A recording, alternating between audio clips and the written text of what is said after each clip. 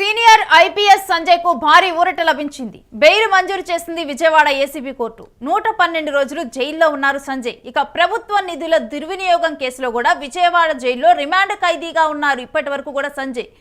YCP ప్రభుత్వ హయాంలో CID chief గా అగ్నిమాపక శాఖ డీజీగా పనిచేశారు సంజయ్. ఇక విధుల్లో సంజయ్ అక్రమాలకు పాల్పడ్డారంటూ కూడా ఏసీబీ కేసు నమోదు చేసింది. ఫైర్ సేఫ్టీ పరికరాల కొనుగోలు విషయంలో అక్రమాలు జరిగాయంటూ కూడా ఆరోపణలున్నాయి ఈయన మీద. ఫైర్ డిపార్ట్మెంట్లో ఎన్ఓసీ జారీ అంశంలో భారీ అవకతవకలకు పాల్పడ్డారు అని కూడా సంజయ్ మీద ఆరోపణలు వెల్లువెత్తాయి. ఈ క్రమంలోనే ఏసీబీ కేసు నమోదు చేయటము, 112 రోజులు ఈయన జైల్లో ఉండటం జరిగింది. ఇక ఇప్పుడు బెయిల్ మంజూరు అవటం జరిగింది. ఇక దీనికి సంబంధించిన డీటెయిల్స్ కూడా మా ప్రతినిధి వెంకట్ అందిస్తారు. వెంకట్, సంజయ్కి అయితే భారీ ఊరట లభించింది. దీనికి సంబంధించి పూర్తి డీటెయిల్స్ ఏంటి? కోర్టులో ఎటువంటి వాదనలు వినిపించారు?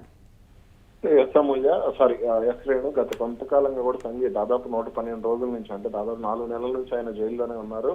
ముఖ్యంగా అంటే వైసీపీ అధికారంలో ఉన్న సమయంలో ఆయనకు అంటే నిధుల దుర్వినియోగం, అంటే కొన్ని కొనుగోలు చేసే అంశంలో, ప్రభుత్వానికి సంబంధించి కొనుగోలు చేసే అంశంలో, అగ్నిమాపక శాఖలో కొనుగోలు చేసే అంశాలకు సంబంధించి ఆయన డీజీగా ఉన్నప్పుడు పెద్ద ఎత్తున ఆ ప్రభుత్వ నిధులను దుర్వినియోగం చేశారంటూ కూడా ఆయనపై ఆరోపణలు వచ్చాయి. అయితే గత కొంతకాలంగా కూడా బెయిల్ కోసం ఆయన తీవ్ర స్థాయిలో ప్రయత్నాలు చేస్తూ వస్తున్నారు. సెప్టెంబర్ 18 కూడా ఆయన బెయిల్ పిటిషన్ దాఖలు చేశారు. అలాగే అక్టోబర్ లో కూడా బెయిల్ పిటిషన్ దాఖలు చేశారు. కానీ అప్పట్లో అంటే దీనికి సంబంధించి ఆధారాలు బలంగా ఉన్నాయి. ఆయన కొన్ని రోజుల పాటు విచారించాల్సిన అవసరం ఉందంటూ కూడా ఏసీబీ అప్పట్లో ప్రాసిక్యూషన్ తరఫున న్యాయవాది కోర్టులో వాదించడం జరిగింది. హైకోర్టుకు వెళ్ళినా సరే ఆయనకు బెయిల్ రాలేదు. ఇక తాజాగా కూడా మరోసారి ఆయన bail petition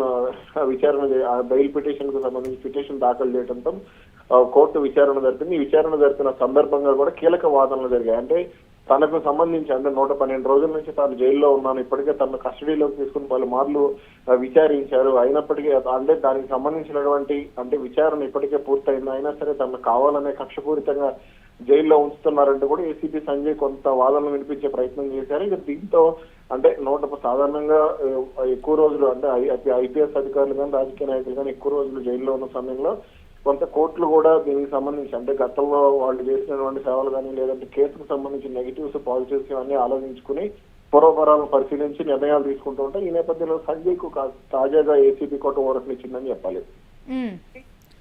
right, thanks for the details Venkat. ఇక 112 రోజుల తర్వాత కూడా సంజయ్కి జైలు నుంచి అయితే ఊరట లభించింది. నిధుల దుర్వినియోగం అభియోగాన్ని కూడా ఆయన ఎదుర్కొంటూ ఉన్నారు. ఇప్పటి వరకు కూడా విజయవాడ జైల్లో కూడా రిమాండ్ ఖైదీగా ఉన్నారు సంజయ్. ఇక వైసీపీ ప్రభుత్వ హయాంలో కూడా సిఐడి చీఫ్గా అగ్నిమాపక శాఖ డీజీగా పనిచేసినటువంటి సంజయ్ ఆ సమయంలో కూడా విధుల్లో కూడా పలు అక్రమాలకు పాల్పడ్డారంటూ కూడా ఏసీబీ కేసు నమోదు చేయటము, ఫైర్ సేఫ్టీ పరికరాల కొనుగోలు విషయంలో కూడా అక్రమాలు జరిగాయంటూ కూడా ఆరోపణలు గుప్పించడం జరిగింది. ఇక ఫైర్ డిపార్ట్మెంట్లోనైతే ఎన్ఓసీ జారీ అంశంలో భారీ అవకతవకలకు పాల్పడ్డాయంటూ కూడా ఇలా సంజయ్ మీద పలు ఆరోపణలు ఉన్నాయి. ఈ ఆరోపణల్లో కూడా 112 రోజులు కూడా జైలు జీవితం గడపడం జరిగింది. ఇక ఆ తర్వాత ఆ సమయంలో కూడా ఇన్వెస్టిగేట్ చేయడం జరిగింది. ఇక ఈ రోజు వాదోపవాదనలు వినిపించిన తర్వాత కూడా ఏసీబీ కోర్టులోనైతే సంజయ్కి ఊరట లభించింది.